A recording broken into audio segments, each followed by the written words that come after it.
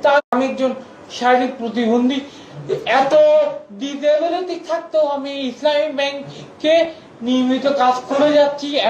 এত অবস্টাকেল থাকতেও আমি মোহাম্মদ সিকান্দার হায়াত আরমান জুনিয়র অফিসার হিসেবে আছি হালিশহর শাখায়। তা আমি 2020 সালে চাকরিতে জয়েন করি, তাও হিসেবে ট্রেনিং অ্যাসিস্ট্যান্ট অফিসার হিসেবে। এইচআর পলিসি মেনটেন করে আমাকে নিয়োগ দেওয়া হয়েছে, প্রথম কথা।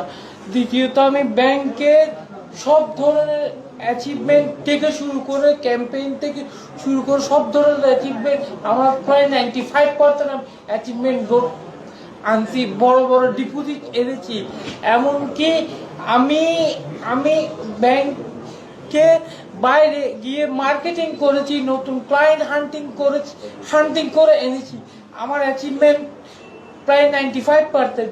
এবং আমার 2024 সালে আমি জুনিয়র অফিসার হিসেবে প্রমোশন হয়। কিন্তু এমত অবস্থায় এখন যদি আমার চাকরি চলে যায়, আমার মা বাবা ভাই বোন সবাই আমার উপর নির্ভরশীল। তা আমি উক্ত ম্যানেজমেন্টকে সদয় দৃষ্টিতে বলতে চাই যে আমরা যাতে আগামীকালকে যে নিয়মিত আমাদের চাকরিটা করতে পারি।